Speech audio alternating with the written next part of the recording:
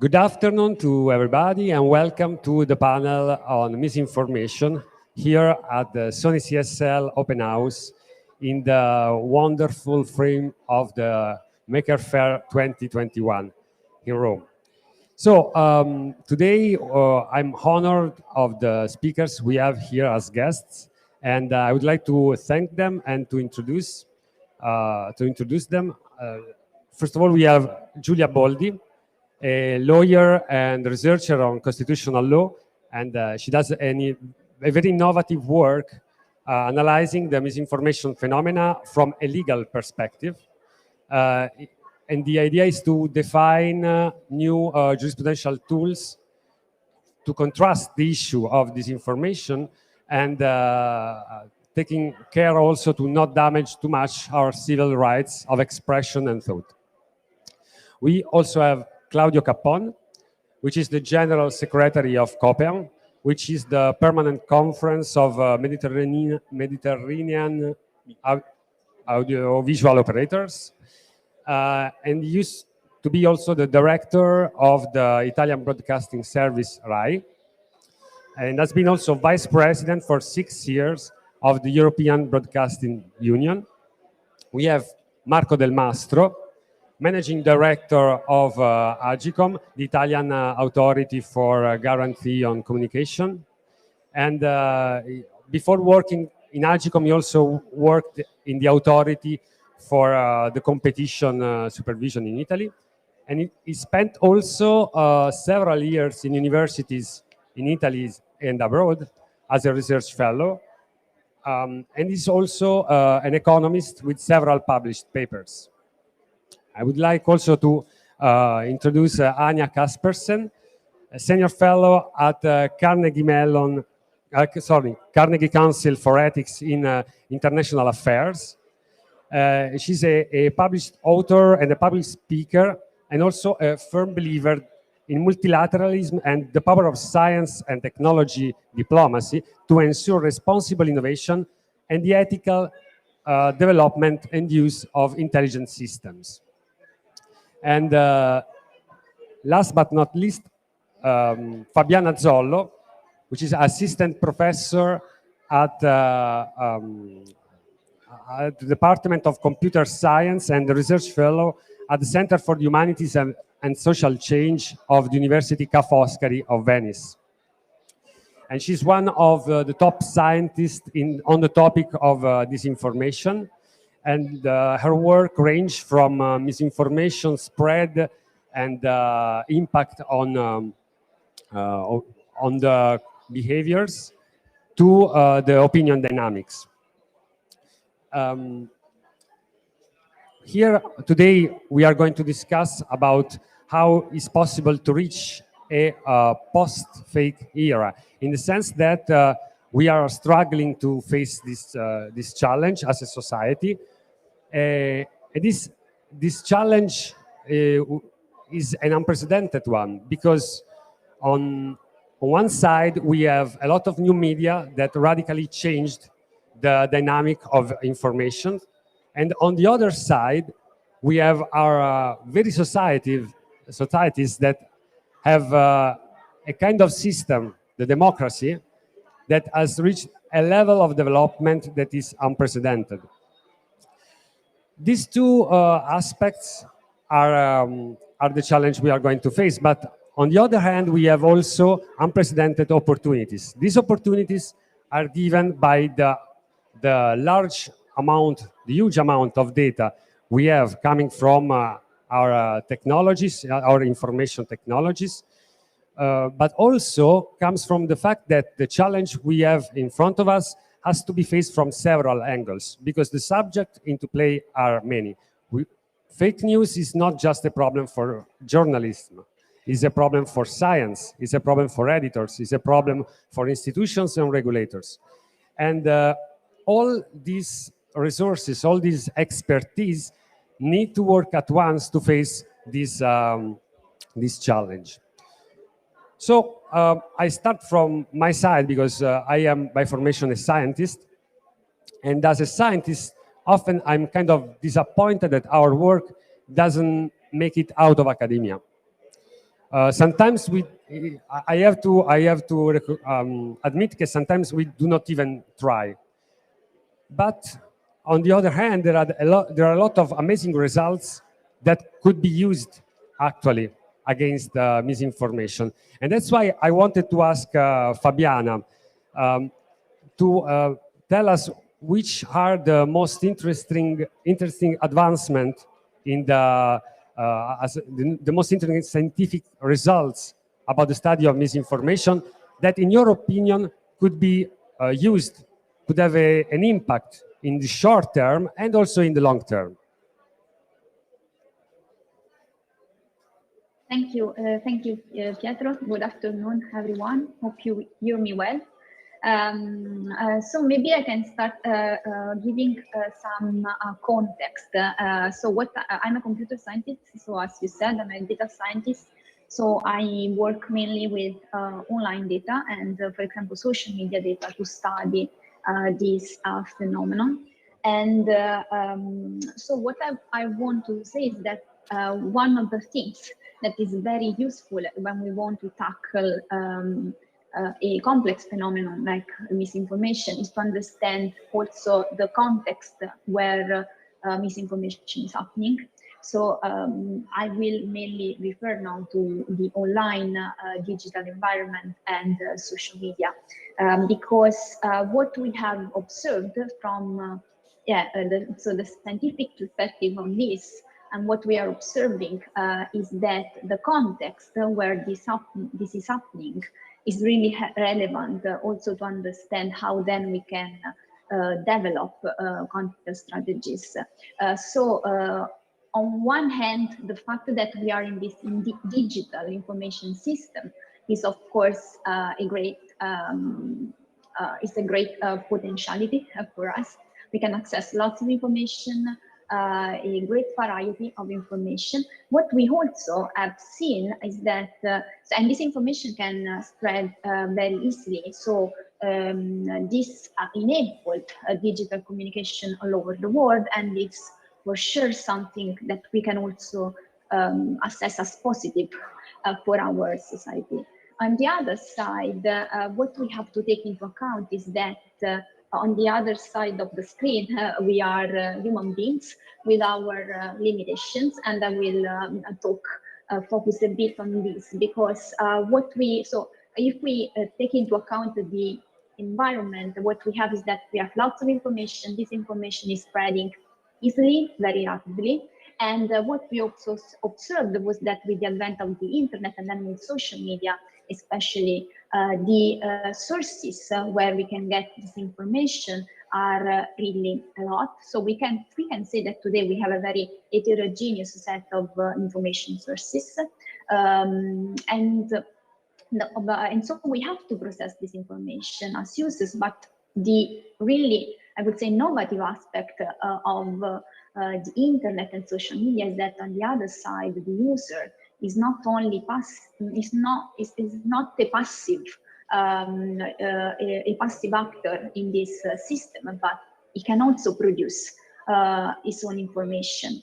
And this, of course, can have also an impact on the quality of information, because I mean, we have more sources, we can also have more unreliable sources. But I would say the very important thing that we should count is how we, as human beings on the other side, we process this information. Because as I said, the limits that we have are the same that we have in our real life, let's say, not in the digital one. So the fact that we tend to select information, interpret information, for example, in a way that is already current with our system of beliefs, we have seen that this is really driving also the way in which we are selecting information online.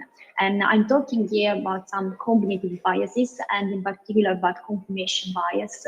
Why? Because this is, so if we understand also what's driving our selection of information and our selection of sources online, this can be a crucial point in how we address the challenge. What we observed was that indeed this mechanism that I'm repeating is a mechanism that is there even, is something that is active in us as human beings, but can be, as we have seen, using online data, can be fostered, for example, by some algorithms, for example, some newsfeed algorithms, where the content that users are accessing are, the selection of content that users are accessing is based on their past choices, past behaviors, and and what they like, basically. So what's happening is that this enables and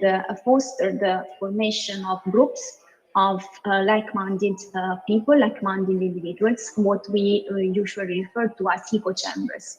And the fact of having echo chambers, I'm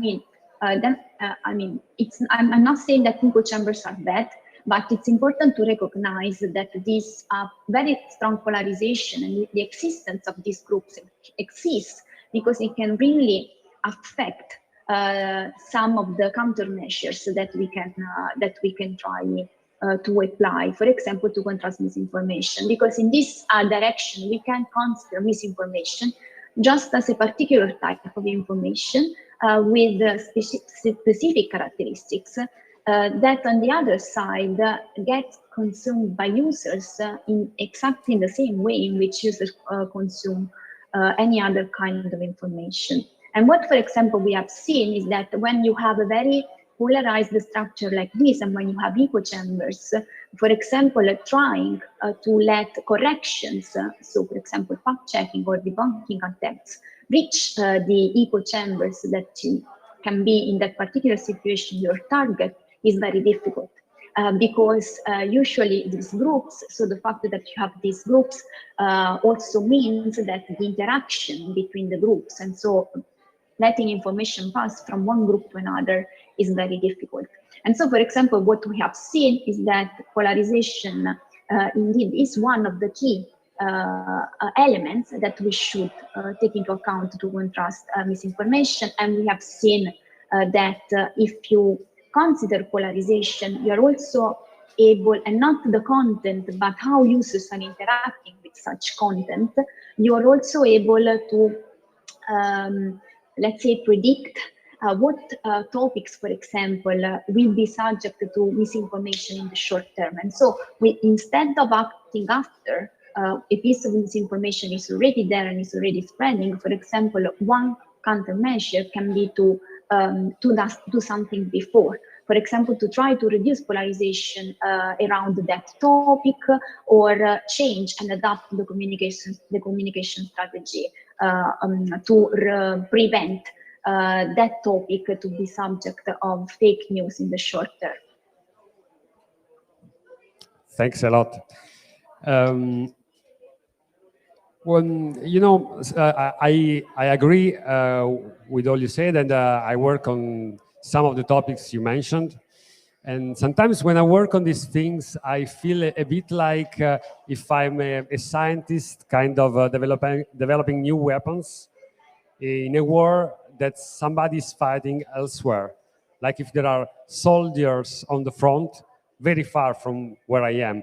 And those soldiers in this kind of metaphor are the journalists, because they are kind of fighting directly misinformation. And in a sense, I feel that the community of scientists is kind of far from their community. And that's why I wanted to ask to Claudio about the Journalist Trust Initiative that is, as far as I can understand, an initiative to support quality journalism.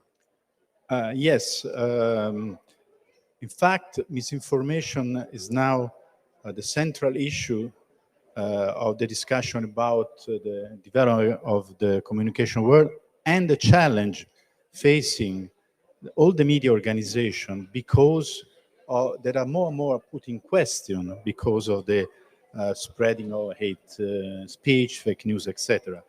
And as a kind of, I would say, collateral damage of the digital revolution of the last 20 years. So many initiatives, projects, ideas, proposals are around in the world. Also at political level, the European Union is pushing for more regulation, for example, with policies like the European Action Act, etc.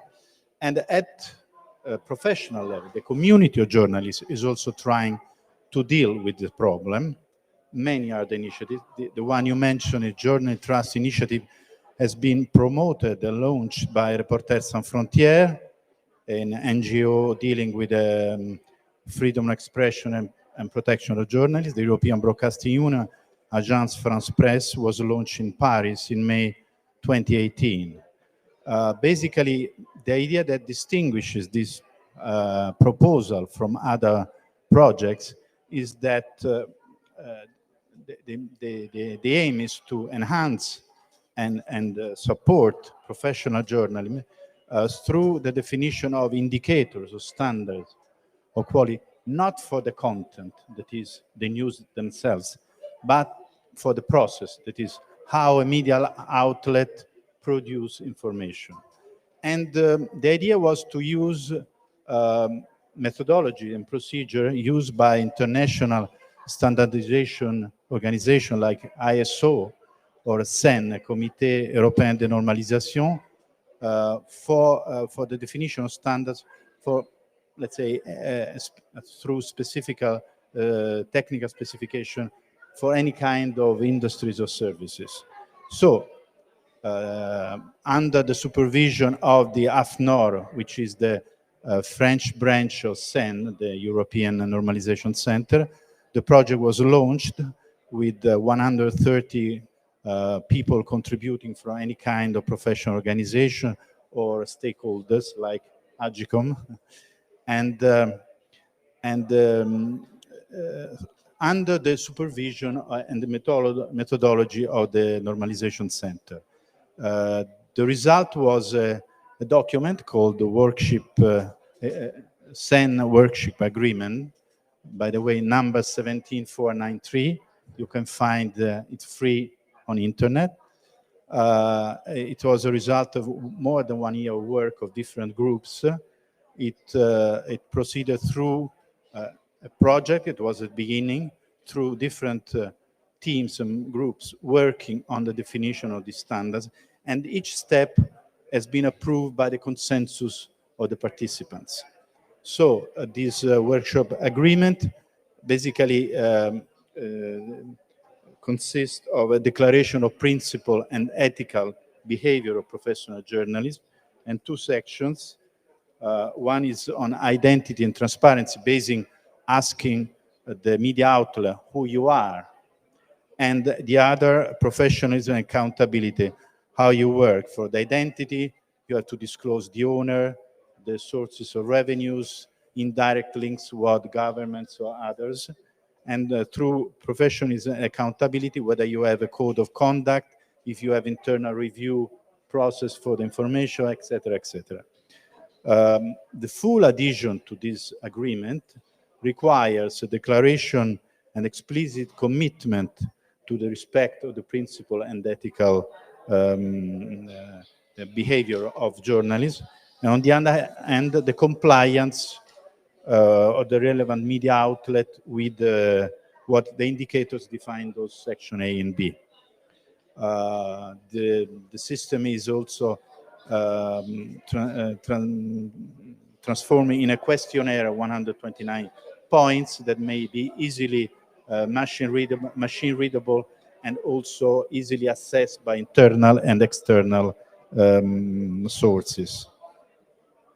Basically, the aim of the project is to contribute to enhance trust in journalism through the definition not of some ideal or quality, but some measurable and accessible items. And so to give the citizen the necessary information to be aware who is producing this information and where it comes from. It's a bit like European rules for food quality branding. You don't necessarily may like what you eat, but you have the guarantee where it comes from, how it is produced, which is the content, who is the producer. So the project now is in a development phase. with 2 steps: accreditation, because of course the whole aim is that these indicators, rather the compliance to these indicators may be audited by external sources to give them a mark of quality. And so the RSF, who is managing the whole process, is now dealing with accreditation bodies worldwide that may license this program to external auditors, like, for example, Deloitte or Price. And then there is a web application, very easy to use, and that may be through which all the process may be dealt. At the moment, we have, more than a dozen organizations that completed the self-assessment process, and 4 among them companies like Canada Broadcasting Corporation, France Television, Der Spiegel, the German magazine, and 4 have completed also the audit through an external auditor, Deloitte. It's Swiss Info, which is the online news channel of the Swiss television. Again, Canada Broadcasting Corporation, France Television, and also other outlets are testing it. Even RAI, through the channel RAI News, is testing that. And now RSF is trying to market all the process. It's also the development of this is also funded by European Union, and we expect good results in the future. That's a very, very interesting initiative. And I find in particular that give to the citizens the tools to be aware of where the news comes from, who pays for those news, and this mission of transparency is very, very important. It's very crucial for this battle. Another important element, I think, it's to bring the fight at the international level, because sometimes we tend to fight these things like in our single nations, forgetting that there is a whole international level of the issue that has to be faced. And speaking of this, I wanted to ask Anya, actually, what she thinks about the problem at the international level, and how do you deal with this at the international affairs? Thank you so much, Pietro, and thank you for having me as part of this very interesting conversation. So if you allow me, Pietro, because we've been hearing 2 speakers already, and I know we're speaking to quite a wide and diverse audience, maybe it would be good to just quickly, for me, just to run through, I will come to your question, but just run through a few issues around what misinformation and disinformation is. Of course. Would that be okay? Of course, go on. So the thing, and this is very relevant to your question around how does this impact on international affairs, because this is point around deliberation. So whereas misinformation is false information where there's an unclear intent, if this is indeed intentional to mislead people, it is clear that disinformation is very intentionally set up to manipulate, to falsify, and to deliberately mislead people. And this becomes very important when you look at this in an international context. What type of information is spread with what type of intent? And the same thing in your title, in your blurb, or the description of the session, you have this very interesting word called, which you call the infosphere phenomenology, which may not be all that clear to everyone listening to this conversation. What does that actually mean? Well, in clear terms, or in practical terms, it means what type of digital information activities have real impact, kinetic impact on society, on humans. So what is important to me, and when you look at this, whether you look at this from international level, you look at this at a more societal level, is that these decentralized platforms, social media platforms, which is often at the source of a lot of the disinformation and misinformation going on, deliberately or non-deliberately, is becoming mediators of meaning. And society, and looking at this historically, often mimics that meaning. So when social platforms shape certain narratives, pushes certain narratives, very quickly you will see that society and individuals relating to these narratives are starting to mimic them in their real life. And that is a real concern if you don't have checks and balances to counter those narratives, and if people don't know where to go to look for those narratives. I'm going to run through a couple of more points, which I think is important for this discussion, and I will end with answering your question. And they'll be very short points. I'm very mindful of time. Don't worry, And take your time. Yes, and with, you know, the social platforms essentially becoming arbiters of truth, you know, it is very dangerous for any form of democratic governance or thinking about how we can democratically control the internet in its current form. Because the decentralization of these platforms and the way they are being embedded into many parts of the world, and we seem to sometimes forget that these media platforms have actually become the way of many people, especially in vulnerable settings, to access the internet. So when most of us just experiencing some inconvenience when a certain platform went down earlier this week, for many that meant there was no online access. This is the entry point of coming onto the internet, not like, you know, so it's very different from the European and the American context from that perspective. What AI is doing, and what is that, this is very important, and this is a setting where you're discussing this, is of course it allows us to tailor the disinformation in much more precise ways, and also to fuel the misinformation narratives that are going on.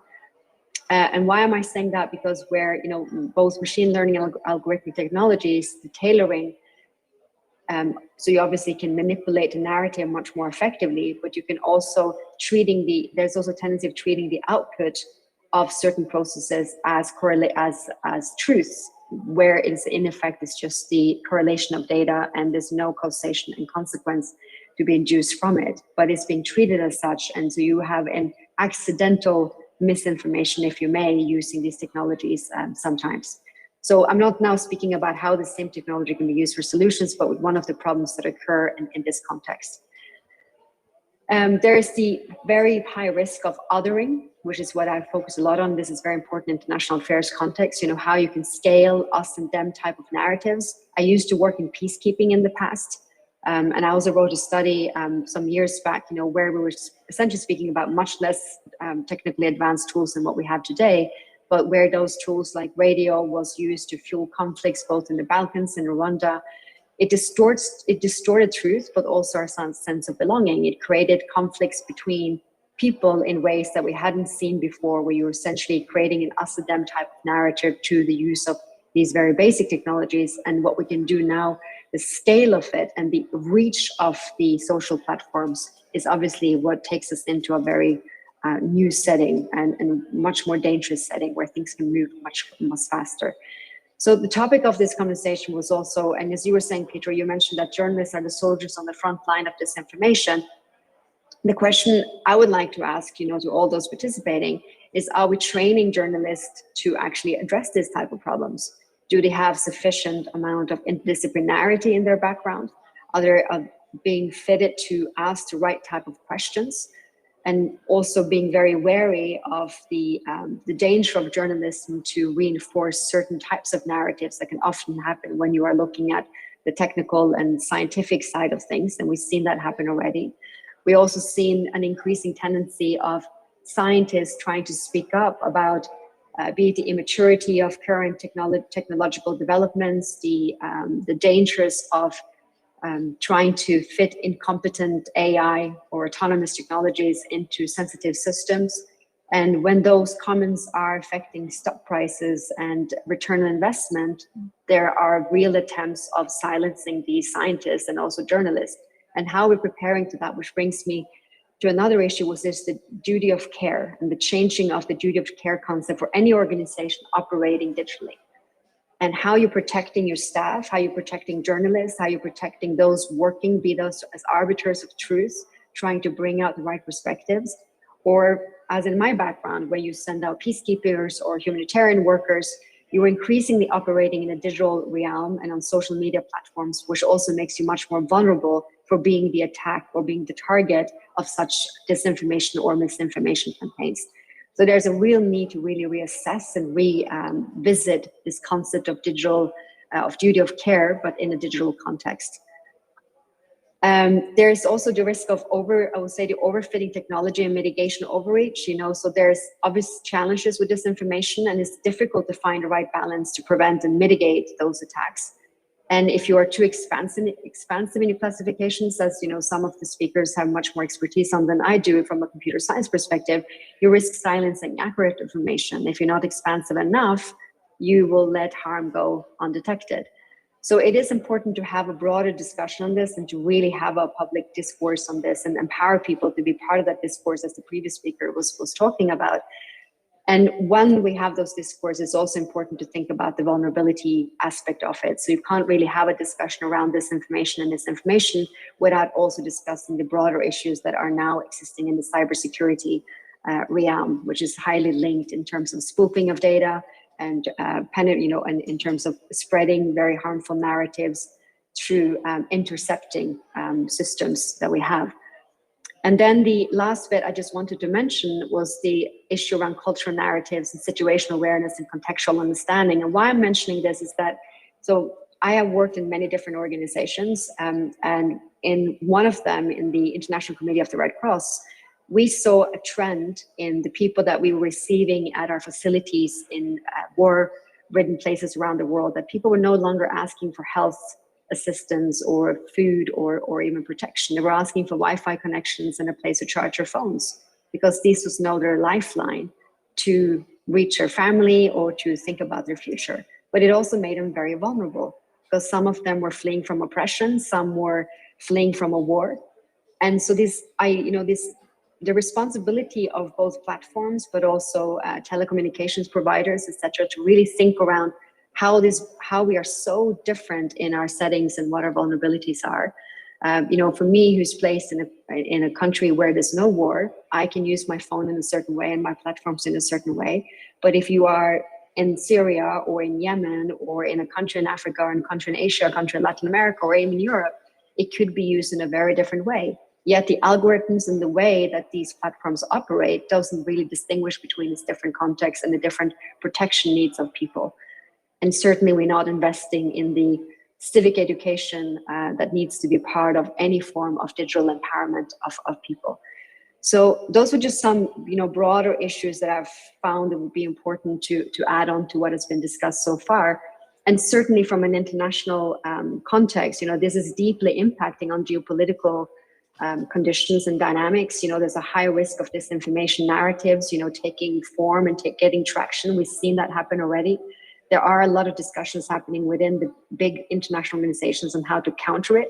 So both in terms of what would international regulations look like, what would be the standards, that would oversee these sort of day-to-day ways of handling this. We already seen platforms take bilateral decisions on excluding democratically elected leaders, and regardless of where you stand on the personalities involved, it is a much bigger discussion whether a decentralized social media platform should be in a position to do so, and what will be the repercussions of it.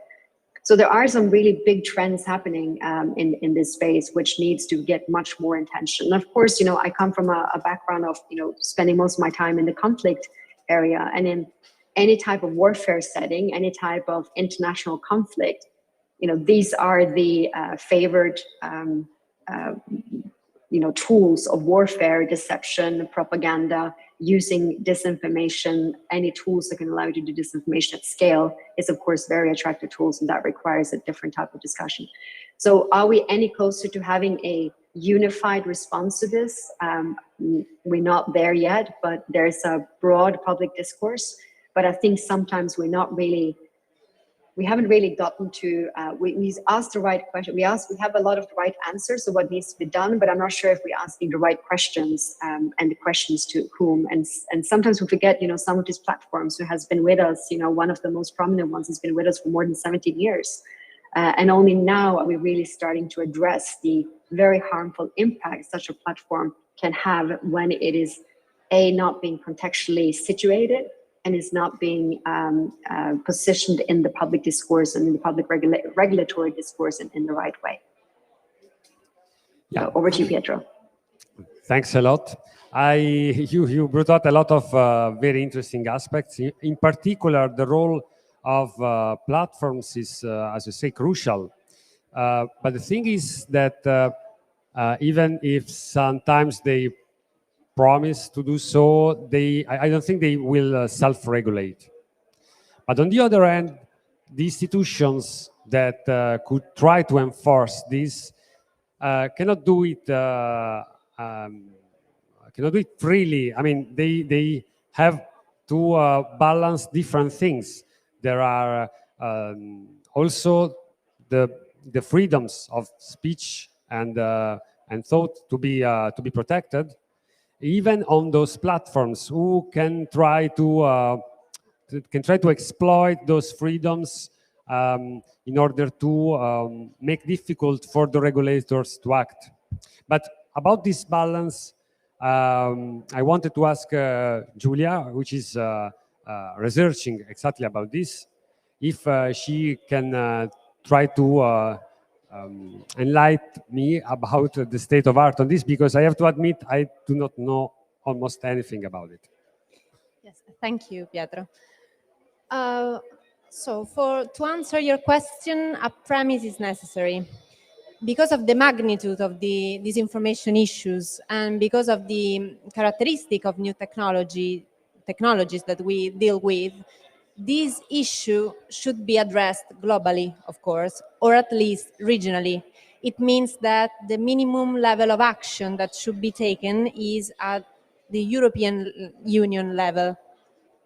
Now, the constitutional principle common to and shared by all the European countries and in general all modern democracies give freedom of speech a strong but not absolute protection.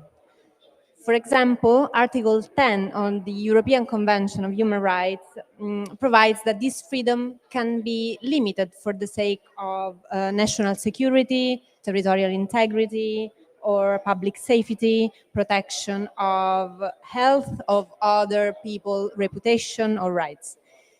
The thing is that the fact that this freedom can be limited does not imply that the falsehood per se falls within this limitation. Actually, on the contrary, falsehood per se falls within the protection of freedom of speech.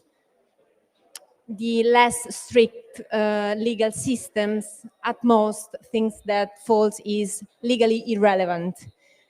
For the false, for fake news or fake information, or to be punished, to be relevant legally, so to be punished, removed, or sanctioned in a way, there should be a harm for another constitutionally protected right, such as national security, public health, etc. So the thing is, the crucial point for constitutional scholars, constitutional law scholars, is whether there is a right to a true and complete information, because not everybody agrees with that. So we don't know if, for the sake of this potential right of real information, of correct information, we can sacrifice the freedom of speech.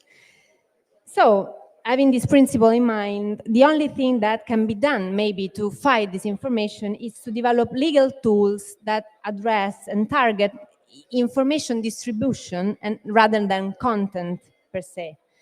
So, to this aim, the first step I would think about would be total transparency. Transparency about how algorithms works. People should be aware that echo chambers exist and what they do, what they are. Data awareness.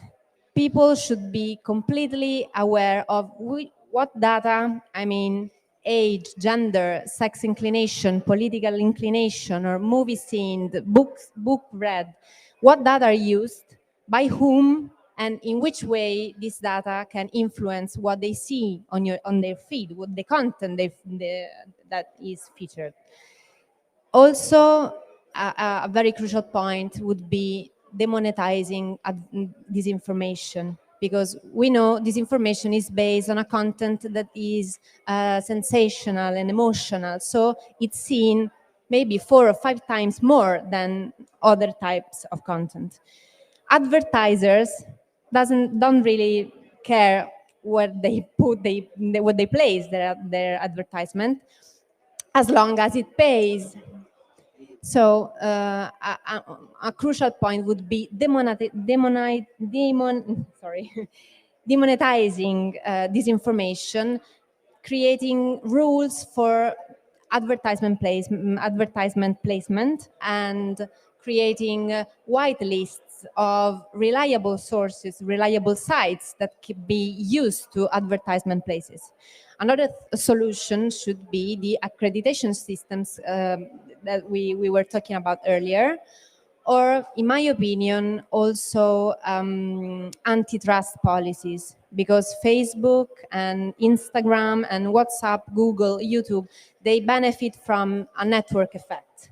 So address dominance, control, and merger acquisition. That would help create an environment of information that is diverse, variety of sources for users. So, but the first thing, the less dangerous one in terms of compliance with the freedom of speech is, in my opinion, a positive state approach, as opposed to a negative state approach that implies coercive actions such as fining, taxing, or imprisoning. A positive state approach means public media literacy programs in schools, or even media literacy training paid by taxes, of course, by public funds.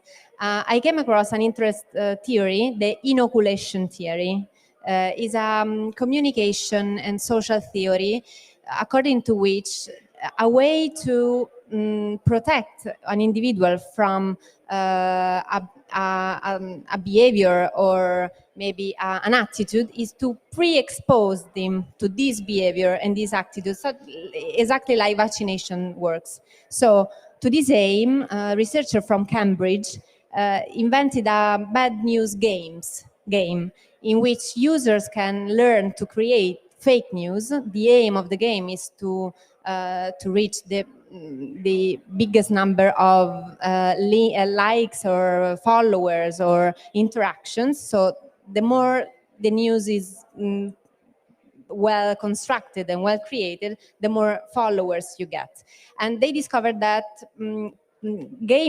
players have lessened their likelihood to believe for fake information of 20%. So that could be a way in which a positive state approach could, I don't know, improve public programs to fight this kind of problems. In my opinion, there are few tools of technological design that could be maybe used to address this issue.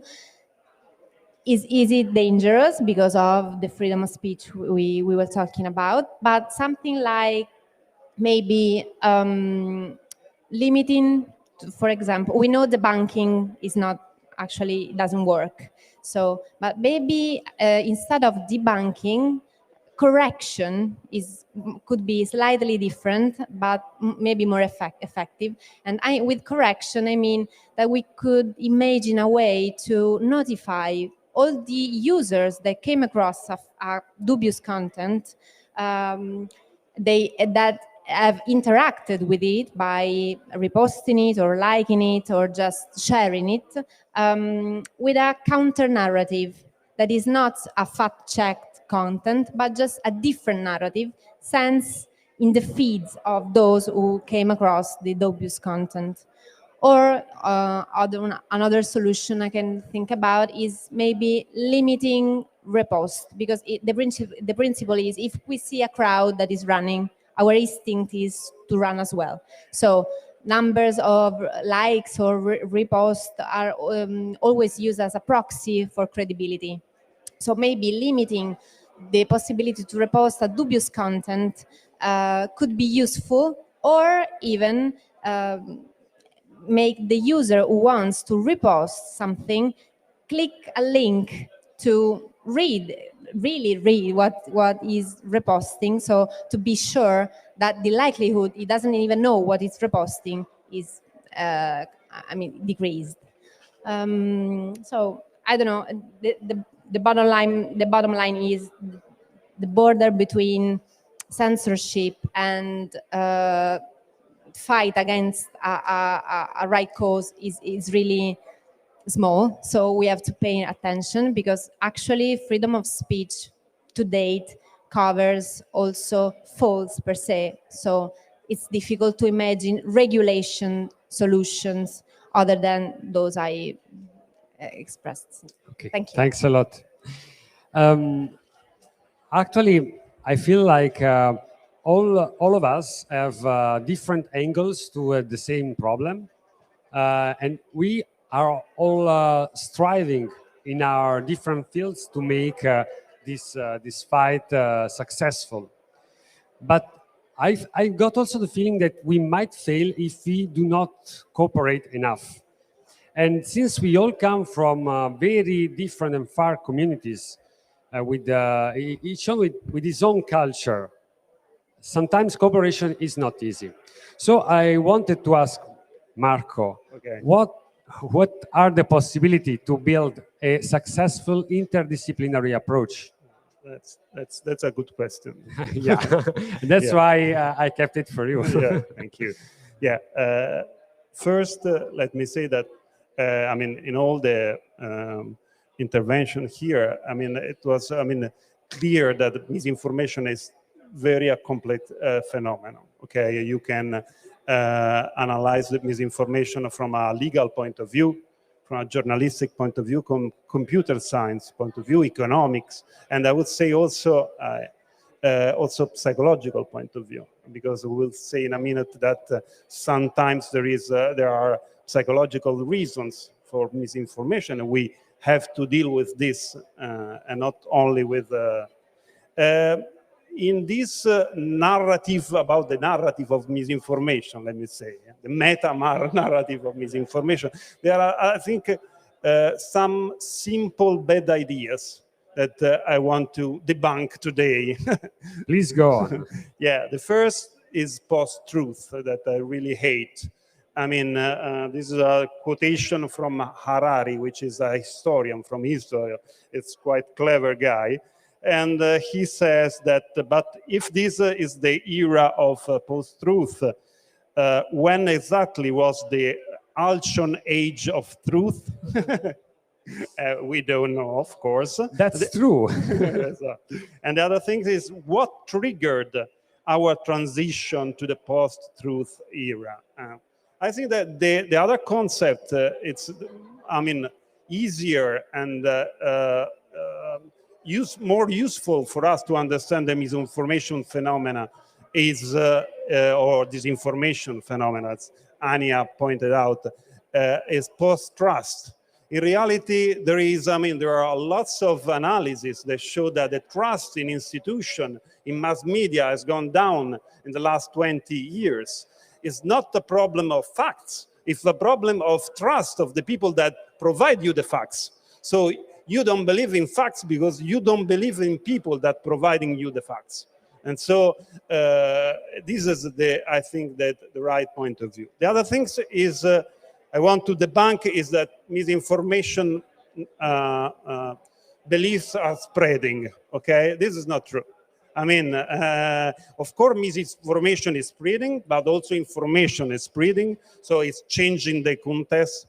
There is a nice analysis of the Debunking Institute that say that every dirty trick that was possible before the internet make it possible today. The biggest difference is that now it's cheaper, fast, and easier to hide. And this is the context, as at the beginning said Fabiana. So the concept has changed. But the false belief, there is these nice articles of the researchers that analyze the debate in the US using New York Times articles for more than 1 century.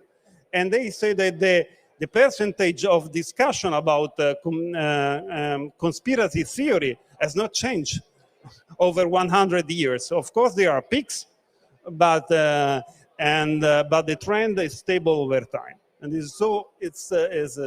there's also a nice book of Brotherton 3 years ago that provide you a lots of information or historical information. Well, we need historical information in order to tackle the.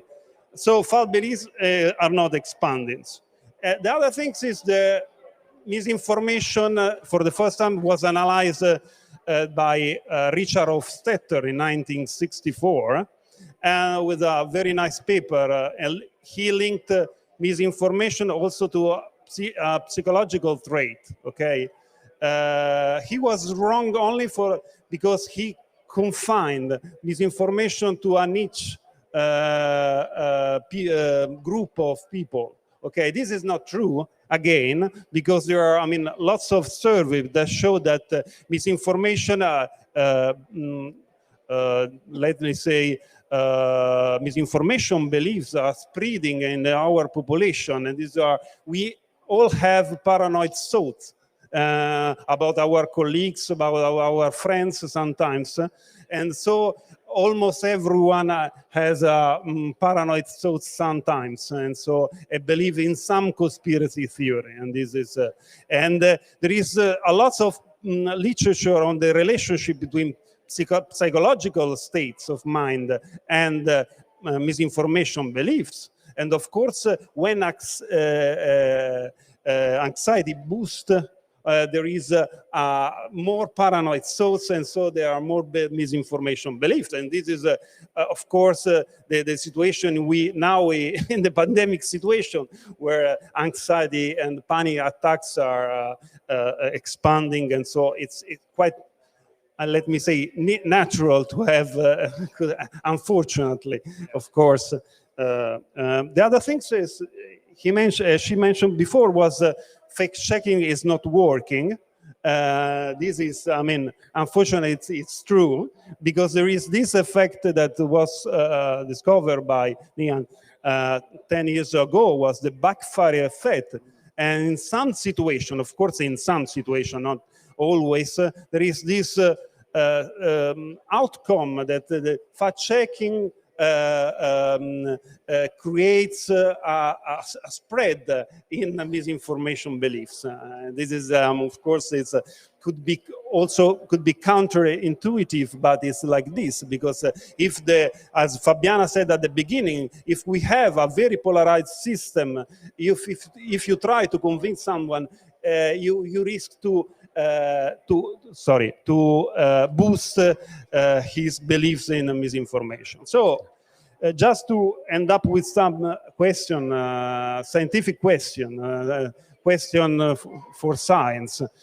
Yeah, we need more science on this. We need science, since the misinformation is complex, we need more complex science, more complex models that in some sense integrate demand issues and the supply issue, so also psychological issue, and also the demand of information from citizens.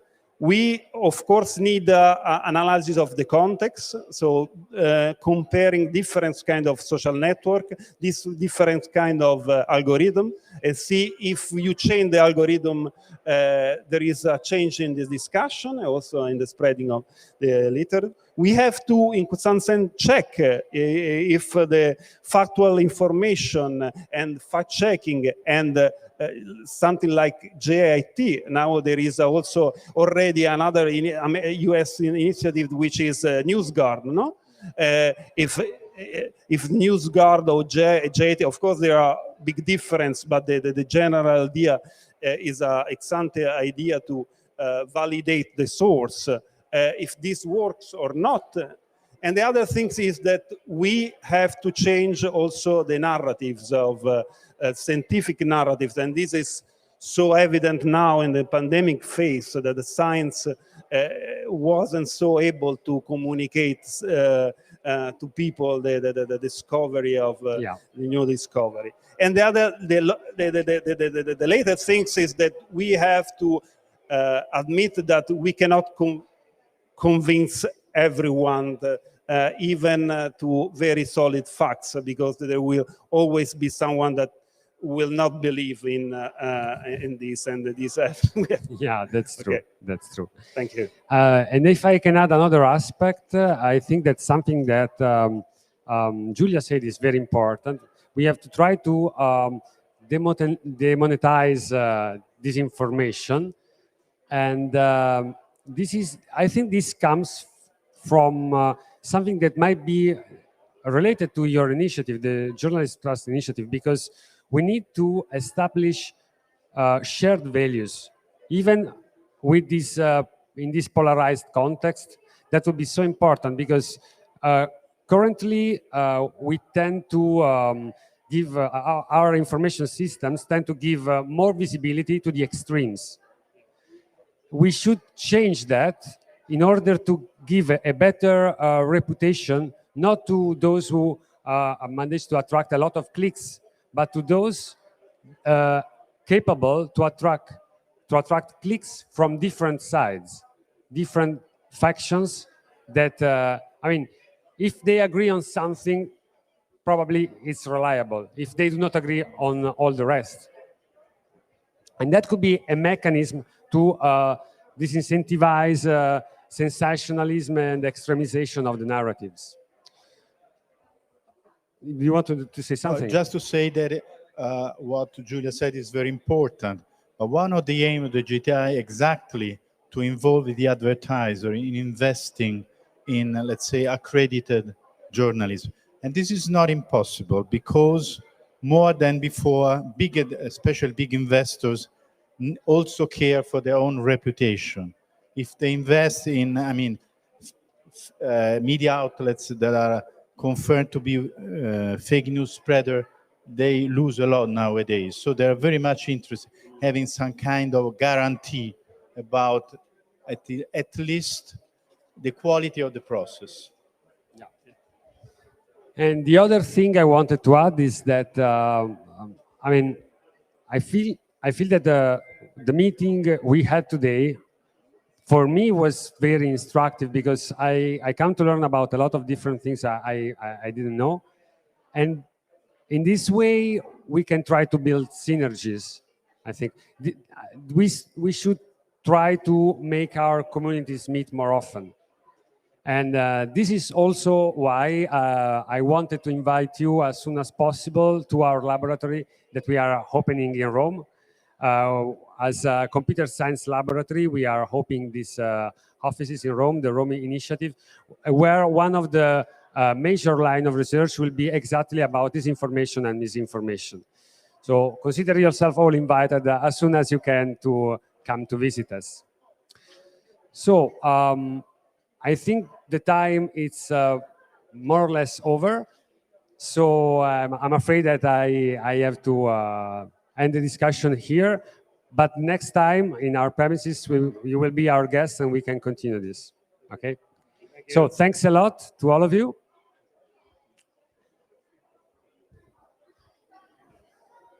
And we leave you to the rest of the program of the interviews for the afternoon. Goodbye.